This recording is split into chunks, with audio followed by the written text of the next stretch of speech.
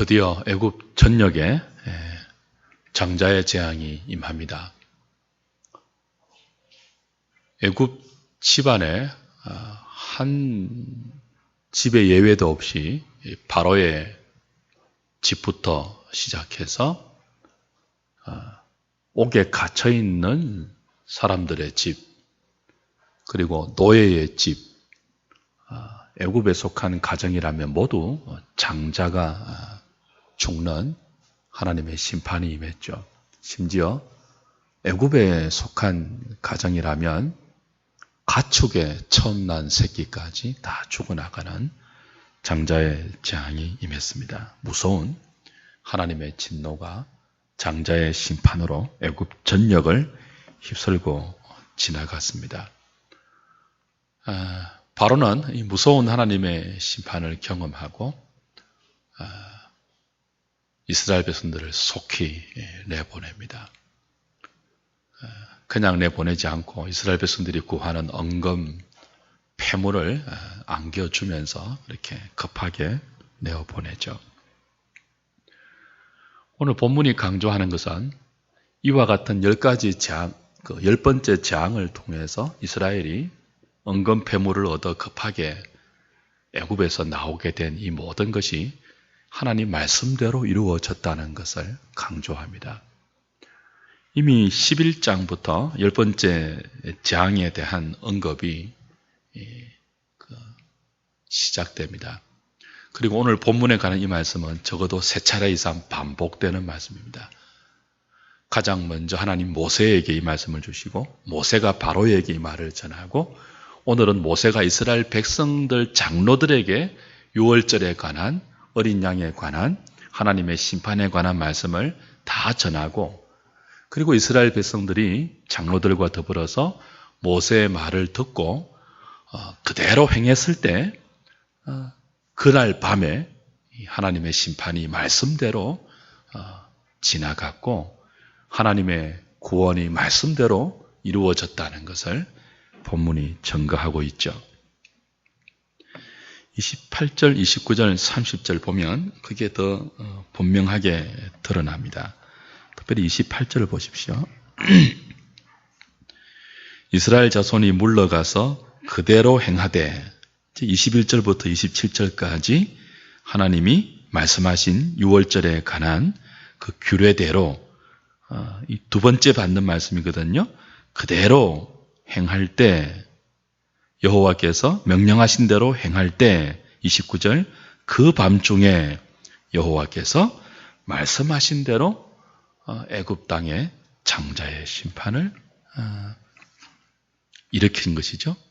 그래서 모든 장자가 다 죽어나갔습니다.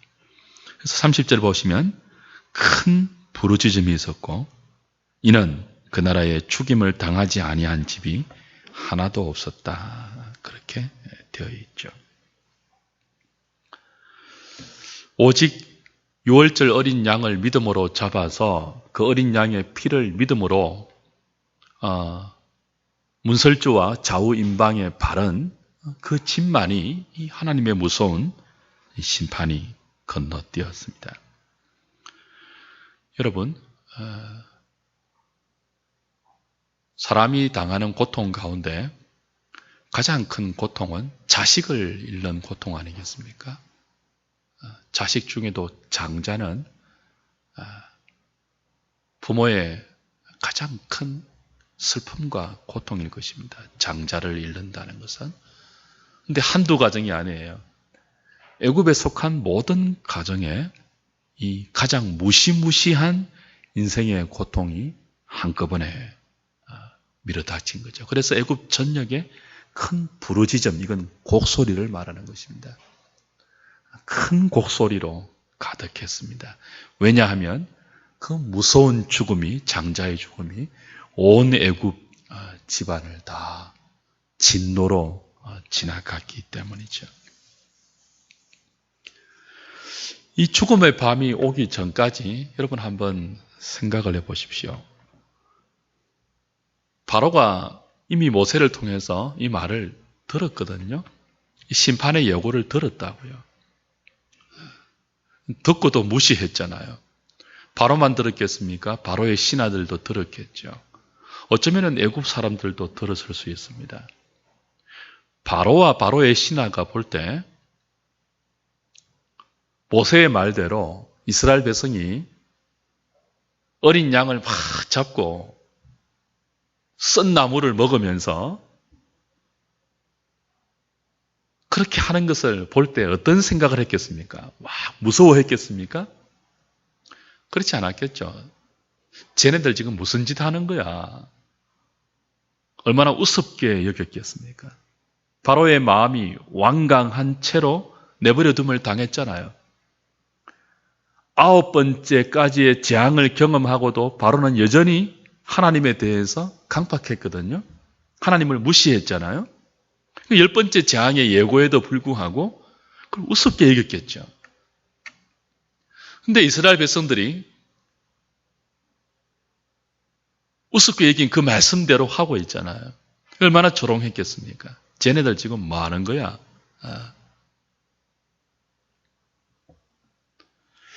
어쩌면은 바로와 바로의 신하들만 그렇게 생각하지 않고 이스라엘 백성들도 그렇게 생각했을 수 있습니다.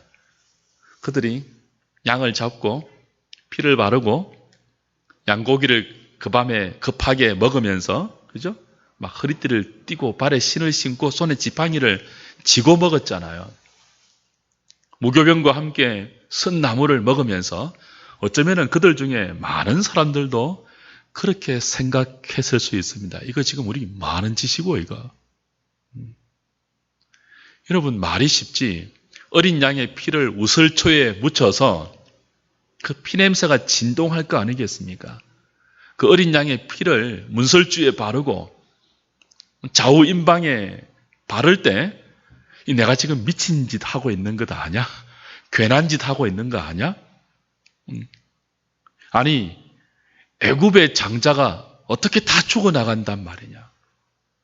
그리고 하나님 뭐라고 했죠?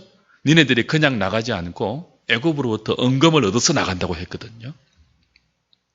아니, 이게 말이 되는 소리야? 바로가 우리한테 왜 은금을 주겠어? 지금까지 바로가 한 짓이 있잖아요. 채찍으로 다스렸던 바로인데 애굽 사람들이 왜 자기들한테 은금을 주겠습니까? 이런 말도 되지 않는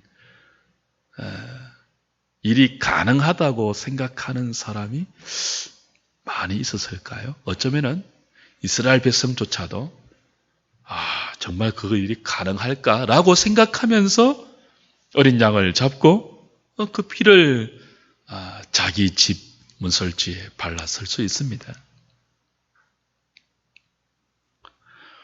그 정도로 하나님의 말씀은, 장자의 재앙에 대한 하나님의 말씀은 상식적으로 받아들이기 힘든 말씀이었어요. 멀쩡하던 아들이 왜 갑자기 죽어나가겠습니까? 한두 사람 정도가 아니잖아요. 모두가 죽어나간다고 하잖아요. 짐승의 처음 난 새끼까지 다 죽어나간다고 하잖아요. 멀쩡한 애굽 사람들이 왜 우리한테 은금을 주겠습니까? 가능성이 없는 이야기잖아요. 현실을 보면. 그런데 하룻밤 사이에 모든 것이 바뀝니다. 정말 그럴 수 있을까라고 생각할 수 있는 것들이 정말 그렇게 되었습니다. 하나님의 심판이 지나가는데 큰 곡소리가 애굽 전역을 가득 채웠습니다. 정확하게 바로의 궁부터 시작해서 바로의 장자부터 시작해서 애굽에 속한 집안의 모든 장자와 가축의 모든 처음 난 새끼가 정확하게 죽어나갔습니다. 무서운 심판이 애굽 전역을 휩쓸고 지나갔고 그 무서운 심판 속에서 너무나 정확하게 이스라엘 백성들에게 말씀하신 대로 구원이 임했습니다. 어린 양의 피를 보고 그 무서운 하나님의 심판이 지나갑니다. 건너뜁니다. 사랑하는 여러분, 너무나 놀랍게 하나님의 심판이 이스라엘 백성들의 어린 양의 피가 묻혀져 있는 이스라엘 백성들의 집을 건너갈 뿐 아니고 너무나 놀랍게도 애굽 사람들이 은금, 폐물, 보물을 주면서 너희들 빨리 나가라고 이스라엘 백성들을 떠밀어내었습니다. 상상하지도 못할 일이 현실 속에서 그대로 말씀대로 이루어지고 있습니다. 10번째 재앙이 반복해서 3번이나 6월절에 관한 이야기를 하시고 하나님의 심판에 관한 이야기가 반복되고 오늘 본문에 와서 말씀대로 행했을 때 말씀대로 심판이 지나가고 말씀대로 이스라엘의 구원이 이루어진 것은 우리에게 무엇을 지금 증거하고 있는 것입니까? 하나님은 즉흥적으로 일하시는 분이 아니라는 것입니다. 역사는 지 마음대로 흘러가는 것이 아니라는 것입니다. 우리가 볼 때는 세상이 하나님과 상관없이 인간의 계획과 사람들의 정치와 권모수수와 인간들의 파워 게임에 의해서 역사의 판도가 달라지는 것처럼 보일 수 있습니다. 이번 주일부터 이제 우리가 하박국을 볼 것입니다. 그래서 수많은 경우 그리스도인들조차도 눈에 보이는 현실 때문에 하나님의 주권을 의심하고 하나님의 존재와 하나님의 권능과 하나님의 섭리를 의심하게 되죠. 하나님 정말 계십니까? 하나님이 계시면 현실이 왜 이렇습니까? 그런 질문을 우리는 성도들의 삶 속에서 종종 경험합니다.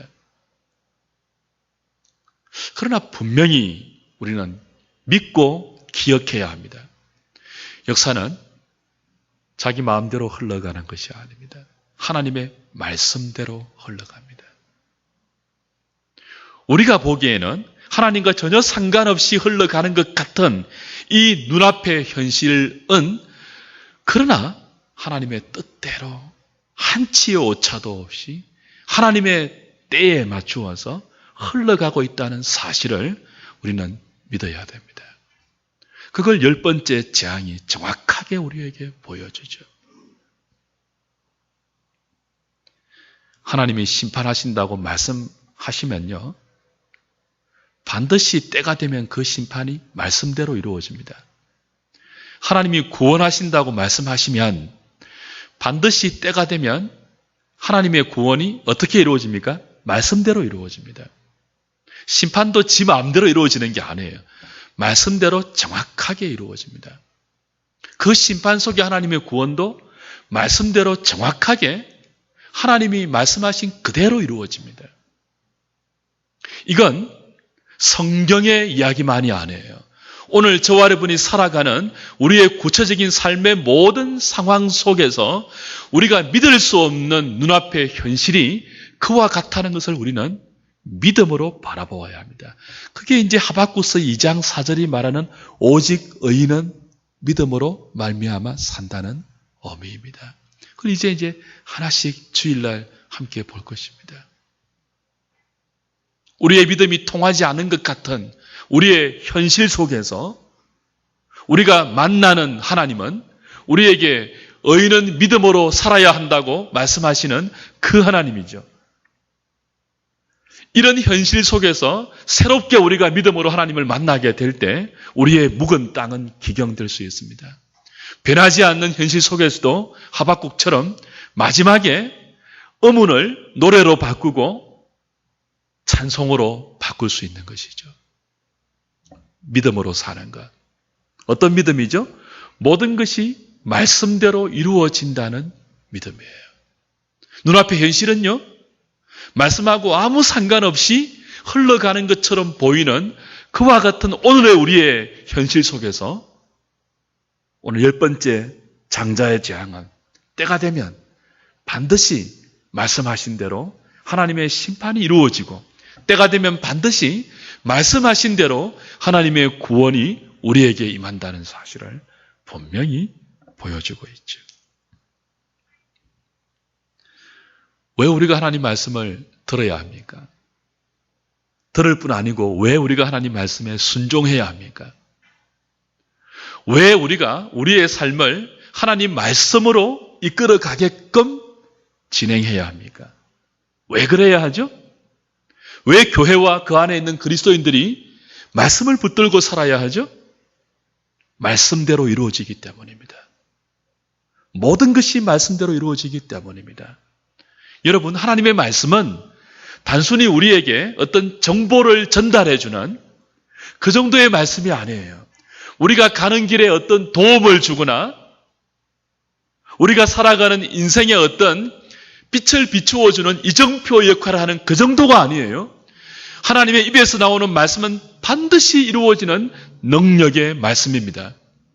창세기 1장 1절부터 뭐라고 합니까? 태초에 하나님이 말씀으로 천지를 창조했잖아요.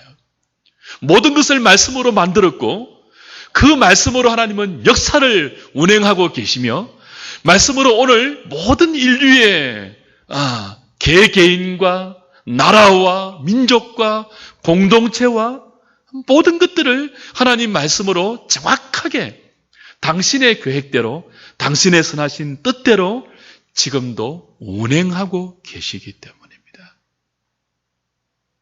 그래서 우리는 말씀을 들어야 돼요.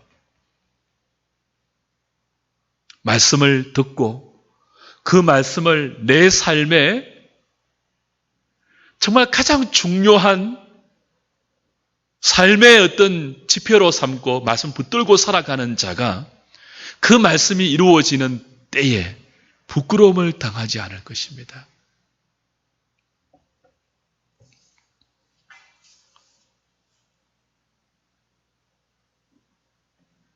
이스라엘 백성도 그랬고 바로도 그랬고 애굽의 모든 사람들이 하나님 말씀대로 유월절 어린 양이 죽어서 그 피가 이스라엘 백성들의 집 문설주에 발리기 전에 그래서 하나님의 때에 하나님의 심판이 모든 애굽 전역을 지나가기 전에는 하나님이 이렇게 정확하게 말씀을 이루는 분인 줄을 아무도 몰랐을 것입니다. 그래서 그들은 하나님을 무시했습니다. 바로는 끝까지 하나님을 대적했습니다.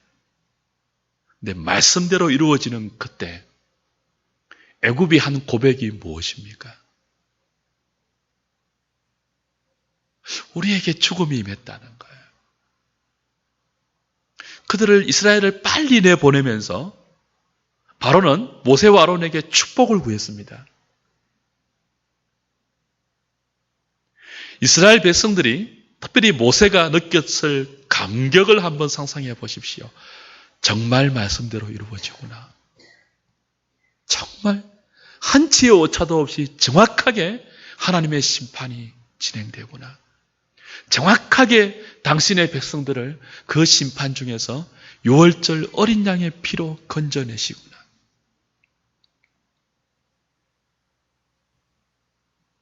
사랑하는 여러분, 지금도 역사는 하나님 말씀대로 운행되고 있으며 그리고 언젠가는 말씀하신 대로 우리 주님이 다시 오실 것입니다. 그리고 역사를 종결지어질 것입니다. 출애굽의 10번째 유월절 어린 양의 장자의 재앙은요, 마지막 심판의 예표입니다. 마지막 심판의 그림자예요. 모형이에요. 유월절 어린 양 장자의 재앙이 말씀하신 대로 정확한 때에 정확하게 이루어졌잖아요. 그게 마지막 심판의 예표라면 마지막 심판도 하나님의 정한 때에 정확하게 말씀하신 대로 구름을 타고 다시 오시는 철장의 권세를 가지시 다시 오실 하나님의 아들에 의해서 정확하게 이루어질 것입니다. 그날에 어린 양의 오른편에 양과 염소로 나누어지게 될 것입니다. 그날에 애굽의 모든 전역에 하나님의 심판으로 인해서 곡소리가 일어난 것처럼 언젠가는 다시 오실 주님, 그 역사를 끝장내실 그분 앞에서 사람들은 슬피 울며 이를 가게 될 날이 올 것입니다. 그때 우리는 기쁨으로 말씀대로 다시 오시는 주님을 맞이하게 되겠죠. 여러분, 정말 말씀대로 이 역사가 끝장나는 날이 있는 줄 믿으십니까? 그러면 끝장날 이 세상에서 여러분의 모든 것을 올인하지 말아야 합니다. 여러분, 말씀대로 이 땅이 언젠가는 불타 없어질 것을 믿으십니까? 요즘 그거 안 믿는 그리스도인이 너무 많아요. 그걸 다 관념적으로 믿죠. 임마누엘 칸트의 영향으로. 자유주의 신학자들은 아예 천국과 지옥을 안 믿으니까요. 칸트가 뭐라고 했습니까? 그의 제1비판서인 순수 이성 비판에서 인간의 이성으로는 절대자를 알 수 없다고 했습니다. 순수 이성으로. 천국과 지옥이 있는 줄 모른다고 했습니다. 이성은 폐쇄성이 있잖아요. 공간과 시간이라는 조건이 갖추어져야 하고 그 속에서 우리가 경험한 것만 이성은 수납한단 말이에요. 하나님은 공간과 시간 속에 갇혀있는 분이 아니잖아요. 하나님은 우리의 눈에 보이는 분이 아니잖아요. 우리의 귀에 들리는 분이 아니잖아요. 손에 잡히는 분이 아니잖아요. 그렇게 물리적으로 경험할 수 없는 하나님은 이성으로 포착이 안 되기 때문에 칸트에 의하면 하나님이 있는지 없는지 모르겠다고 합니다. 천국이 있는지 없는지도 모르겠다고 합니다. 근데 제2비판서인 실천이성 비판에 가면 뭐라고 합니까? 칸트는 도덕률자이죠. 인간 사회를 구성시키는 것은 도덕률이라고 봅니다. 양심이라고 봐요. 그래서 도덕에 충실할 때 이 인간 사회가 정상적으로 유지된다고 주장했던 사람이죠. 칸트의 별명이 시계 아닙니까? 시계. 그죠? 칸트가 사는 동네의 사람들은 시계를 볼 필요가 없었죠. 칸트는 정확하게 시간에 맞추어서 그 거리를 지나다녔습니다. 그만큼 정확하게 도덕을 지키는 것을 신봉했던 철학자예요. 도덕이 지켜질 때 우리 마음속에 밤하늘에 빛나는 별처럼 빛나는 이 도덕률이 인간 사회 속에 지켜질 때 선한 사회가 구성된다고 믿었던 사람입니다. 그런데 이 도덕을 강조하기 위해서 칸트는 제2비판서에서 실천이성 비판에서 무엇을 주장합니까? 도덕적으로 살기 위해서는 누가 있어야 되죠? 도덕대로 살 때 상을 주는 절대자가 필요했습니다. 도덕대로 살지 않을 때 벌을 주는 절대자가 필요했습니다. 실천이성 비판에서. 그래서 순수이성 비판에서 있는지 없는지 모르겠다고 한 절대자를 실천이성 비판에서는요, 도덕을 위해서 요청합니다. 있는지 없는지 모르는 하나님을 요청한다고요. 그럼 그 하나님은 실제하는 분이에요? 어떤 분이에요? 있는지 없는지 모르는데요. 근데 도덕을 위해서 필요해요. 그래서 요청해요. 있는지 없는지 모르겠지만 요청해요. 관념의 하나님이죠. 그래서 칸트는 관념주의 철학자입니다. 천국도요, 지옥도, 내세도요, 있는지 없는지 모르잖아요. 안 가봤으니까. 그게 순수이성 비판이란 말이에요. 근데 내세도 필요하다고 요청하죠. 왜요? 도덕적으로 사는 사람을 현세에서 다 보상을 못하고 도덕적으로 살지 않는 사람을 현세에서 다 이렇게 벌을 주지 못하니까 그걸 내세로 끌어가서 보상할 수 있는 내세가 요청되는 거죠. 필요되는 거죠. 그래서 칸트에 의하면 천국과 지옥, 기독교가 말하는 하나님, 이것은요, 요청되는 신입니다. 관념이에요, 관념. 의미로서의 하나님이에요. 칸트가 현대신학에 미친 영향력은 너무나 막강합니다. 자유주의의 대부인 슐라예르 마허에가 이 칸트의 관념주의 철학제에 너무나 큰 영향을 받았어요. 그래서 수많은 신학자들이 기독교를 관념화시켜버렸죠. 기독교가 말하는 천국, 지옥, 하나님, 실제하는 분이 아니에요. 관념적이에요. 도덕적인 의미와 교훈과 가치로 존재하는 관념적인 존재예요. 그래서 천국과 지옥을 안 믿는다니까요. 무서운 그분의 심판을 안 믿는다니까요.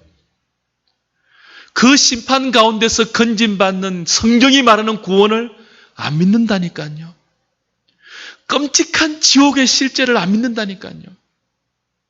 말씀대로 안 믿는다니까요. 그게 무슨 기독교입니까? 저는 여러분도 그런 영향에 물들까 봐 심히 우려가 되는 거죠. 여러분, 성경 말씀은 관념이 아닙니다. 의미 정도가 아닙니다. 하나님께서 모세를 통해 주신 이 약속의 말씀, 애굽 전역에 장자가 죽어나가는 심판이 지나갈 것이다. 관념이 아니었습니다. 의미가 아니었습니다. 실제였습니다. 하나님의 때가 되니까 정확하게 그 무서운 진노의 재앙이 애굽 전역을 휩쓸고 지나갔습니다. 곡소리가 가득했습니다. 하나님의 구원은 관념이 아닙니다. 정신적인 구원이 아닙니다. 정신적인 안식이 아닙니다. 그 무서운 장자의 심판 속에서 실제적으로 애굽 사람들의 집에 장자가 살아있는 것입니다. 동일합니다. 모든 하나님 말씀은 실제로 우리에게 때가 되면 이루어지는 실제입니다. 의미 정도가 아닙니다. 여러분, 종말의 때가 반드시 옵니다. 실제로 옵니다. 그걸 믿으셔야 돼요. 그 실제로 오는 종말의 때에 하나님의 심판도 실제적입니다. 말씀대로 그대로 이루어질 것입니다. 구원도 말씀대로 이루어집니다. 그때의 인간이 기대하는 구원이 아니고요.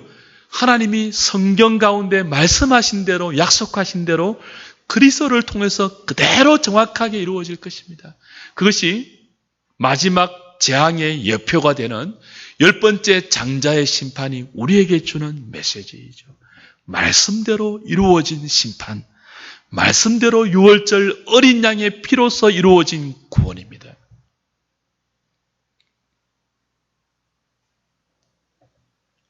말씀 맺을까요? 10번째 재앙인 장자의 심판에서 애굽의 모든 장자가 죽어나가는 무서운 심판 중에 이스라엘의 맏아들이 죽지 않았던 이유는 무엇일까요?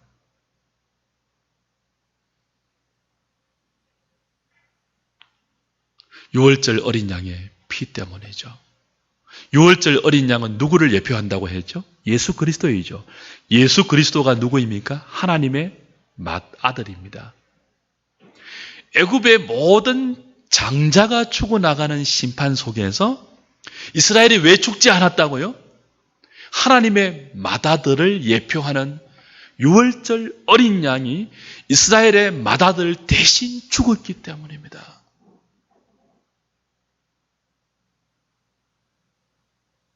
그게 최후의 심판의 예표입니다.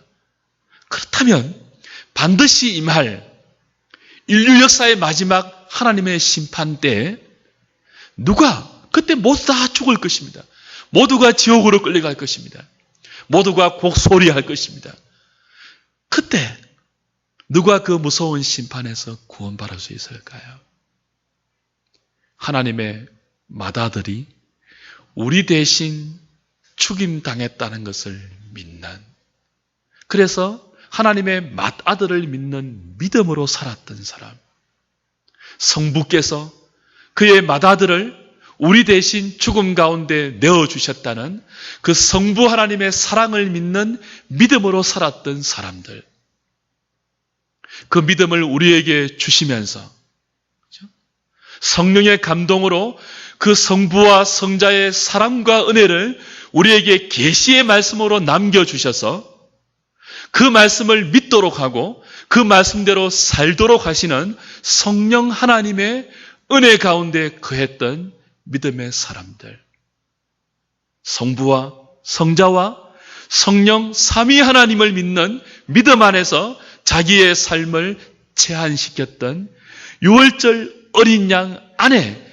자기의 삶을 피로 치르고 우리 인격의 문설주와 좌우임방에 유월절 어린 양의 피와 그 유월절 어린 양을 잡으신 성부 하나님을 믿는 그 무한하신 사랑을 믿는 그 믿음 안에서 성령 하나님께서 그 성부와 성자 가운데서 함께 우리 가운데 약속으로 주셨던 이 계시의 말씀을 믿는 믿음 안에서 자기의 삶을 살아내었던 사람들만이 최후의 심판 때에 무서운 진노가 자기를 지나가고 하나님의 구원을 경험하는 구원의 사람들로 서 있게 될 것입니다.